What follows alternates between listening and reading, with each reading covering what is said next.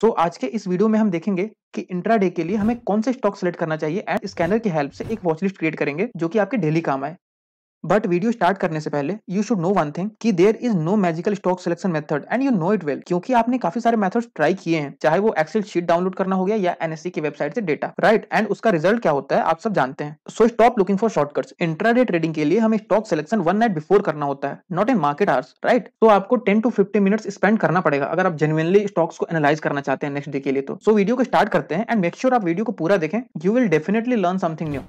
सबसे पहले हम कुछ क्राइटेरिया डिसाइड करेंगे एंड उन क्राइटेरिया के बिहाफ पे एक स्कैनर क्रिएट करेंगे। First and most important criteria will be for intraday you should always trade in high beta stocks. Beta क्या होता है? बीटा बेसिकली एक पैरामीटर होता है जिससे हम स्टॉक की वॉलेटिलिटी मेजर करते हैं या फिर कह लीजिए स्टॉक की रेंज मेजर करते हैं। निफ्टी हमारा बेस इंडेक्स है, तो स्टॉक के मूवमेंट को हम निफ्टी से कंपेयर करते हैं। सपोज निफ्टी 1% मूव किया इंट्राडे में, तो जिस स्टॉक का बेटा 1 होगा वो 1% मूव करेगा, जिस स्टॉक का बेटा 2 होगा वो 2% मूव करेगा एंड सो ऑन। तो जितना ज्यादा बेटा होगा उतना बड़ा रेंज मिलेगा हमें इंट्राडे में प्ले करने के लिए। जैसे कि कोई स्टॉक अगर 1% मूव करता है एक दिन में, तो चांसेस हाई है कि आपका ना एसएल हिट हो ना टारगेट हिट हो, वो स्टॉक साइडवेज जाके एंड में क्लोज हो जाए। बट कोई स्टॉक अगर 2 3 4% मूव करता है तो आप उसमें से कुछ ना कुछ 1 2% प्रॉफिट लेके निकल सकते हैं, राइट? नेक्स्ट पैरामीटर हमारा होगा stock should be liquid. Now liquid से मेरा मतलब क्या है कि स्टॉक में वॉल्यूम होना चाहिए। अगर लिक्विडिटी नहीं होगी स्टॉक में तो बायर्स एंड सेलर्स के प्राइस में काफी गैप होता है। सपोज आपको कोई स्टॉक 400 में सेल करना है तो आपको बायर से मिलेंगे 399 पे, so you can't even sell the stock at your desired price. तो हमें इलिक्विड स्टॉक्स को अवॉइड करना है। नेक्स्ट क्राइटेरिया हमारा होगा stock should not be in upper circuit and lower circuit. आपको ऐसे स्टॉक्स में ट्रेड नहीं करना है जो कि मोस्टली अपर या लोअर सर्किट में रहते हैं,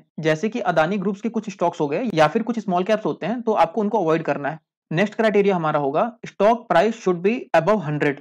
बेसिकली क्या होता है कि जिस स्टॉक का प्राइस 100 से कम होता है वो या तो माइक्रो कैप होते हैं या फिर स्मॉल कैप होते हैं।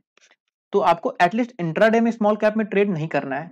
तो आपको इंट्राडे के लिए स्टॉक 100 से लेके 5000 के आसपास इस रेंज में ट्रेड करना चाहिए, ठीक है?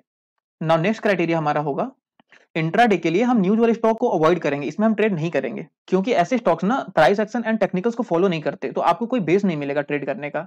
सपोज कोई स्टॉक अपने सपोर्ट पे खड़ा है एंड आप उसको शॉर्टलिस्ट करके रखे हैं सेल करने के लिए नेक्स्ट डे, बट न्यूज की वजह से वो ऑलरेडी 2% गैप डाउन खुलता है, तो उसमें ट्रेड करके कोई फायदा नहीं है, क्योंकि आपको कोई लेवल्स नहीं मिलेंगे उसमें ट्रेड करने के लिए, ठीक है? तो ये सारे क्राइटेरिया हमारे हो गए एंड इसके बेस पे हम स्कैनर क्रिएट करते हैं। चलते हैं वेबसाइट पे। सिंपली आपको टिकर टेप सर्च करना है। सबसे पहला आपके पास जो लिंक आएगा उस पर आप क्लिक करेंगे तो आपके सामने ये इंटरफेस खुल के आएगा। इसमें आप स्कैनर पे क्लिक करेंगे तो बाय डिफॉल्ट आपके सामने ये स्क्रीन खुल के आएगा। लेफ्ट साइड में हमारे पास फिल्टर ऐड करने का कॉलम है जिसमें हम फिल्टर्स ऐड करेंगे। सबसे पहला फिल्टर हमारा होगा स्टॉक यूनिवर्स। स्टॉक यूनिवर्स में आप निफ्टी 100 को चूज करेंगे, क्योंकि ये निफ्टी 100 के स्टॉक्स होंगे तो इसमें वॉल्यूम एंड वॉलेटिलिटी अच्छी होगी। सेक्टर को हम एज इट इज रहने देंगे एंड मार्केट कैप में हमें मिनिमम या मैक्सिमम लगाने की जरूरत नहीं है, क्योंकि निफ्टी 100 में 1000 सीआर से कम के स्टॉक्स नहीं होते हैं। नाउ नेक्स्ट हमारा सबसे इंपॉर्टेंट फिल्टर जो होगा उसमें हम बीटा सर्च करेंगे। उसके लिए टेक्निकल इंडिकेटर्स पे क्लिक करेंगे एंड यहाँ पे बीटा पे क्लिक करेंगे। बीटा में हमें सिर्फ हाई बीटा स्टॉक चाहिए, तो उसके लिए आप हाई पे क्लिक करेंगे तो हमारे पास ऐसे स्टॉक की लिस्ट आ जाएगी जिसकी बीटा 1 से ज्यादा होगा। मतलब कि जब निफ्टी 1% मूव करेगा तो ये सारे स्टॉक्स 1% से ज्यादा ही मूव करेंगे। नेक्स्ट फिल्टर हमारा होगा स्टॉक का प्राइस। नाउ स्टॉक का प्राइस मिनिमम हमें 100 रुपीज चाहिए एंड मैक्सिमम आप वैसे तो 5000 कर सकते हैं, बट यहाँ पे मैं 8000 कर रहा हूँ क्योंकि उसमें मैं बजाज फाइनेंस भी इंक्लूड करना चाहता हूँ। काफी अच्छा स्टॉक है ट्रेडिंग के लिए वो। तो ये फिल्टर्स लगाने के बाद हमारे सामने स्टॉक का लिस्ट आ गया है, बट हमें सारे स्टॉक की बिल्कुल जरूरत नहीं है। सिंपली हम क्या करेंगे, हमें वो स्टॉक चाहिए जिसका बीटा सबसे ज्यादा हो, तो बीटा पे हम क्लिक करेंगे तो सबसे ज्यादा बीटा जिसका होगा वो सबसे ऊपर आ जाएगा एंड अकॉर्डिंगली डिसेंडिंग ऑर्डर्स में सारे स्टॉक्स आ जाएंगे। तो यहाँ से हम ऊपर के 5 to 10 स्टॉक की लिस्ट लेंगे जिसका बीटा 1.5 से अबव हो एंड हम ये 10 स्टॉक्स अपने वॉच लिस्ट में ऐड कर लेंगे। ये ऐड करने के बाद हम अपने स्टॉक यूनिवर्स में वापस से जाएंगे एंड हमें कुछ मिड कैप स्टॉक्स की जरूरत भी पड़ेगी। मिड कैप स्टॉक्स को भी अपने वॉच लिस्ट में डालना क्यों जरूरी है, क्योंकि हमेशा लार्ज कैप परफॉर्म नहीं करते हैं, सो हमारे पास ऑप्शन होगा मिड कैप स्टॉक में ट्रेड करने का। तो ये मिड कैप स्टॉक्स के लिस्ट को सेव कर लेते हैं एंड आपको इसमें भी बीटा को डिक्रीजिंग ऑर्डर में सेट कर देना है। तो ऊपर की जो टॉप 10 स्टॉक्स है उसमें से कोई हम 5 अपने वॉच लिस्ट में रख सकते हैं। तो हमारे पास टोटल 15 स्टॉक्स की एक फिक्स वॉच लिस्ट बन जाएगी जिसमें आप रेगुलरली ट्रेड करेंगे, आपको चेंज नहीं करना है ये। तो इन स्टॉक को अपनी वॉच लिस्ट में ऐड कर लेते हैं एंड फिर चार्ट्स पे देखते हैं कि उसमें ट्रेड हमें कैसे करना है। तो चलते हैं चार्ट्स पे। तो ये सारे 15 स्टॉक्स मैंने अपने वॉच लिस्ट में ऐड कर लिया है। इसमें से 9 या 10 स्टॉक्स निफ्टी 100 के हैं, बाकी के 5 to 6 stocks Nifty mid cap 100 के हैं। सो टोटल आपके पास ये 15 स्टॉक की लिस्ट हो जाएगी। इसमें से ही आपको डेली ट्रेड करना है। आप अगर चाहें तो इसमें से 2-4 स्टॉक कोई और भी रख सकते हैं। एज सच कंपल्सन नहीं है कि आपको यही स्टॉक रखने हैं, बट मेक श्योर कि वो स्टॉक्स हाई बेटा स्टॉक्स हो। सो ये सारे स्टॉक को ट्रेड करने के लिए हम किसी भी इंडिकेटर का यूज नहीं करेंगे। Simply breakout, breakdown and simple से जो ट्रायंगल पैटर्न्स या चैनल पैटर्न्स होते हैं जो आपको पहले से पता होंगे, सिर्फ उनका यूज करेंगे। बट ये सारी एनालिसिस आप मार्केट ओपन होने से पहले करके रखेंगे। 15 स्टॉक की लिस्ट आपके पास, तो अगर आप 1 मिनट भी मैक्सिमम देते हैं आप एक स्टॉक को, तो आपको 15 मिनट्स ही लगेंगे मैक्स। ये सारे स्टॉक्स को एनालाइज कैसे करना है, हमारा टाइम फ्रेम क्या होना चाहिए, ये सारी चीजें कुछ चार्ट्स का एग्जांपल लेके देखते हैं। सो इस लिस्ट में हमारे पास सबसे पहला चार्ट इंडसइंड बैंक है। ये चार्ट को ओपन करेंगे एंड सबसे पहले हम अपना टाइम फ्रेम 1 आवर पे स्विच करेंगे। 1 आवर पे हमें क्या करना है, सिंपली एक ब्रॉडर आइडिया लेना है कि चार्ट का ट्रेंड क्या है।